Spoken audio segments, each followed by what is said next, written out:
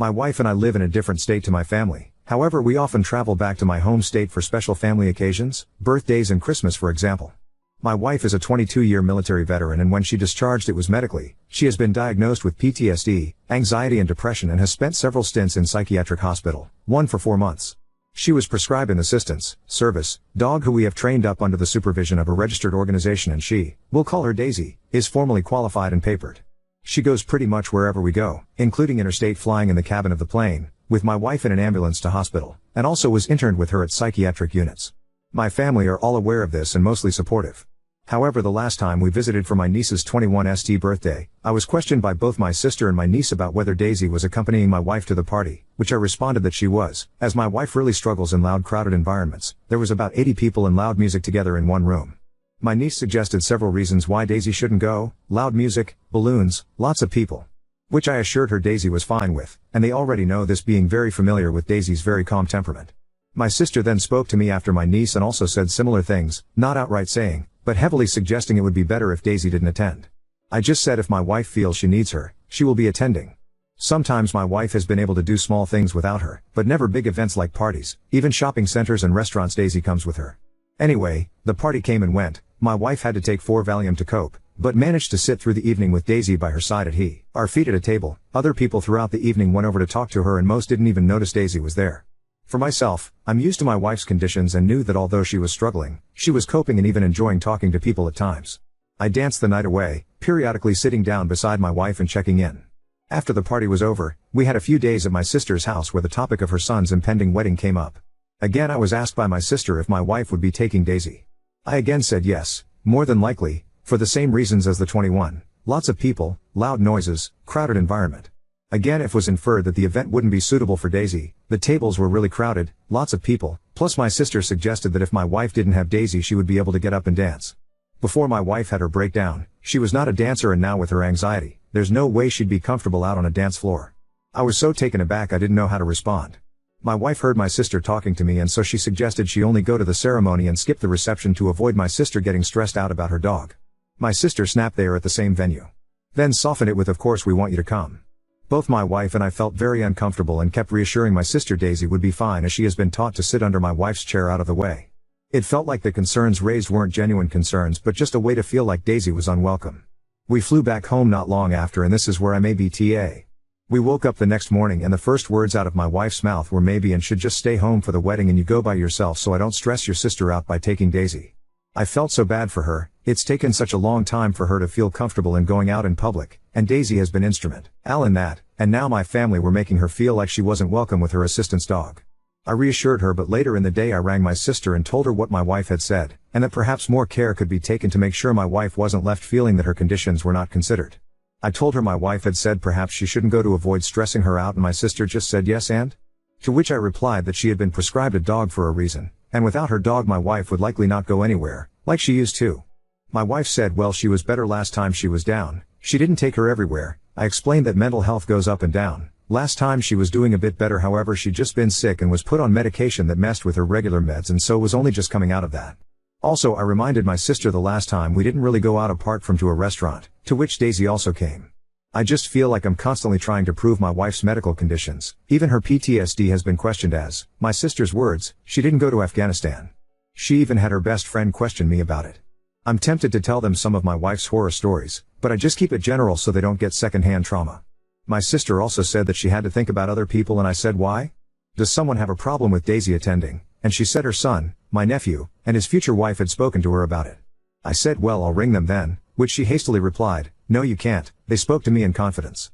I said I just don't understand what you're trying to achieve, and she said it's not just about you, I have to think of other people. I said well you wouldn't be asking Nana if she was bring her wheelie walker, and she said actually Nana might be in a wheelchair so I'll have to put her at the end of the table, to which I snapped and said, yes, but you wouldn't tell her she's not allowed to bring her wheelchair. And she replied, I didn't say you couldn't bring Daisy. I said back that it was disingenuous to pretend that your questions aren't designed to make us feel like she shouldn't be coming. To which she replied that she couldn't handle this stress I was causing her and she said goodbye and hung up. So Ada for calling my sister out on all her questions regarding my wife's assistance dog? Am I too sensitive, like my sister said? Update 1. Firstly, a few clarifications. 1. I am a woman, it's a same-sex marriage so I'm not her husband but her wife. 2. Her Valium is only 2 milligrams. She took 4 that night, which is 8 milligrams, which means she was nowhere near whacked out of mind like some suggested. She has 5 milligrams tablets as well, but prefers to titrate the dose herself in 2 milligrams increments for precisely that reason. 3. Yes, I was up dancing the night away, and this does not make me a monster. We rarely go out, and when we do, my wife loves seeing me enjoy myself and letting my hair down, as much of my life is in service to her and her conditions. She gets enjoyment from me having fun too.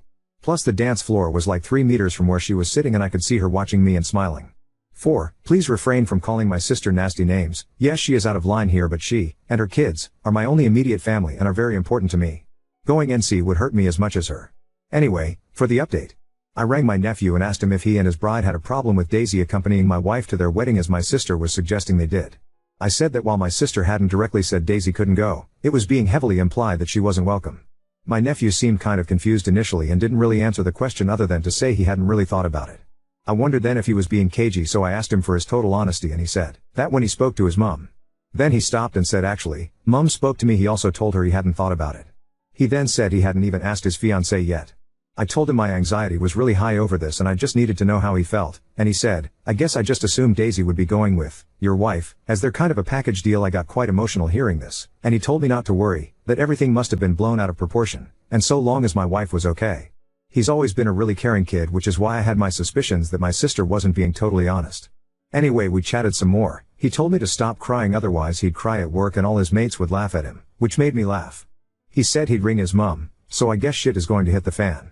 I have several stress-related conditions because of what I've been through keeping my wife alive, so I really struggle these days with anxiety. I have Minoka and have had a heart attack in the past from stress, to Castubo. I've been having really bad chest pain from this and stomach upset, so although I was tempted to tell my nephew not to call his mom, I need a resolution one way or another. The limbo is too difficult to manage. Let's go to the next story. Am I overreacting for wanting to end a friendship because they body shamed my child? I, 27F, was at a friend's house last night with a group of friends of over a decade. I had a kid when I was on the younger side and I am a single mother, so I'm the only one of my friend group with a child besides my older sister, who was also there. My son, we'll call him Adam, is 7 and I'll be fully transparent, he's a chubby kid. My ethnic background results in my build being fairly tall for a woman, and I've always been on the thicker side with plenty of muscle. However, since having a child, the pandemic, and working from home, again I'll be transparent, I've gained a little more weight than usual as well. My son's biological father also has an ethnic background that is known for being thicker built. As a result, my son has had a larger build since birth, even when he was skinnier. I hate referencing my son's body like this. He always had thick legs, arms, and always felt heavier than he looked. Now back to the story. Last night one of my closest friends out of this group sort of came out of nowhere with a comment saying, walking is very important, we should all get to walking more, especially Op and Adam. I sort of shot him a look because it felt out of nowhere. But I didn't say anything because honestly he's right, walking is good for you after all. He then continued and said, okay listen I'm gonna just say it, Adam is too big and you guys need to lose some weight ASAP. This completely took me back and I said immediately, you can't just say something like that. He half apologized while laughing and continued to talk about how he's not in sports and that I clearly don't motivate him to do anything, I guess because I'm also chubby. He was laughing hysterically and making fun of how my son looked and his body, and it just felt so horrible. He then went on to say that he would do better as a mentor for my son. Trying to curve the conversation in a positive way, I said, you know what, that would be helpful actually. I'm a single mom and it is difficult to always get him to sports or get out and going, and I would definitely like to work out more and get into shape. Why don't we do something all together? He then started going on about how much better he's gonna do and how Adam needs to stop being lazy and he needs real guidance. Now, I'm not going to list excuses or deep dive into the stuff we've been through in the past few years, but I will say it's been a lot. What I will say though is this friend and L are close, but I've lived in a different state for several years and he definitely doesn't know enough about our home life to have made those comments. I have played women's professional football for 2 years and my son was also in football, soccer, and we go on walks daily with our dog. A recent traumatic event left me severely injured and resulted in my son being traumatized as well. He now has severe separation anxiety and we only just now worked up to me being able to leave for the store around the corner while he's with my mom, sister, nephew, and stepdad. My son also has a lot of sensory issues and a phobia of bugs. I wish I was kidding. It's gotten so bad that it's hard now to take him to outside events without complete meltdowns. And yes, we have been working on it, but it is difficult, especially in the summer months. I have still found ways to get him into indoor sports and still get time in the sun at parks, zoos, and aquariums. I have made my best effort as a single parent and I will admit that I have failed. There's been times that we couldn't afford the healthy option. Or times I've worked 12-hour shifts and haven't been able to cook. I will take responsibility as a parent that my child has gotten chubbier, but why make fun of and comment on a child's weight? I would understand if he was severely overweight or obese and a doctor or family member had to step in and say something, but even then I don't feel like the way it was said was kind or constructive. It kind of felt like he was waiting for an opportunity to make fun of mine and my son's weight. And to outright say you could parent my child better is way over the line, especially as a childless male. I've talked to my sister and other family members about it. She was also uncomfortable with the comments. I think I'm going to talk to him because I do value our friendship, but would I be overreacting if I took a step back from our friendship entirely? First, thank you to everyone who showed me support. I honestly did not think I would get this many responses, but I appreciate all of the insight and kind comments. I don't have anything juicy to update unfortunately, other than that my friend has texted me since the incident, but only to invite me to a group event. I haven't responded yet, but I'm contemplating if I should talk to him there or bring it up over text/phone call. Either way, I will update you all once the conversation is had. For clarification, my son was not there when the comment were made. He will sometimes accompany me to event with his friend, but like I said, all of this friend group is child-free, so we usually are not doing child-friendly activities. When we have done child-centered activities together, he has never brought up anything negative to Adam and has always said kind things. My son does regularly visit the doctor and his weight has never been brought up as an issue. He has never been recommended any diets or weight loss by any pediatrician because he's 7 and still growing. I did get worried because of his comments that maybe I was blind to Adam's weight gain as his mother, but family and friends I've asked have confirmed, without bias, that he is a perfectly healthy boy. We do eat a generally healthy diet on a day-to-day basis. I do impress on him the importance of diet and exercise, and we have cut out fast food, save for emergencies and road trips. And he is signed up for a ton of summer camps and sports. That's another reason why his comments felt strange, because he is aware of how much effort I am putting into making sure he is more active since the incident that threw our life out of whack. Adam has only been out of sports for 4 months and hasn't been signed up since due to us moving and his separation anxiety, but he was a very active kid before everything that happened. I cut out some dialogue for length purposes, but I absolutely said more to him to shut down the conversation. I said multiple times to drop it and called him an asshole by the end. He didn't take any of it seriously and sort of rolled his eyes at my attempts to call him out for being a jerk. I shouldn't have just let it go, but I felt like I wasn't going to be heard one way or another. There were some drinks had by him earlier in the night. I see a lot of comments mentioning that he might be interested in me. My friend is gay, so it is strictly platonic. I don't think he's negging me to be with me unless he's some sort of LGBT double agent. Update 1.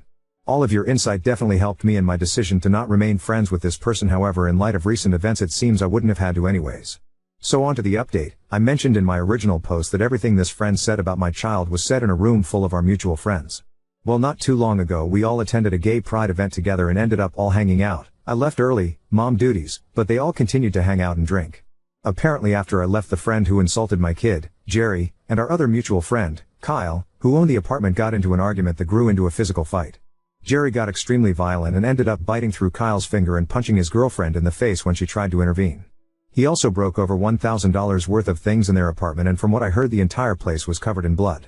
The next morning I get a call from Jerry and he tells me his version of what happened. He was drunk. He blacked out. He had no clue until the next morning. It wasn't that bad. I then spoke with Kyle and his girlfriend and got the full version of the night's events that I detailed above. They also spoke with me about how disappointing and uncomfortable his comments about my son Adam made them, as they all know and love my son and know he is well taken care of. Long story short, we have all decided to end our respective friendships with Jerry. His use of manipulation, the blatant lying, and his strange and rude comments have all come to the surface, and as sad as we all are to be losing a friend of over a decade, this has to happen. He is, obviously, not happy about it and has been contacting us all frequently, calling us assholes and saying we all abandoned him. Anyway, not the cheeriest of updates, but thank you all again for sticking it through. I'm glad I was able to make my decision to distance without also having to lose my other friends in the group, but I feel so horrible that they had to go through that. My gripe with Jerry seems so small now compared to what happened. It seems to have really traumatized Kyle and his girlfriend.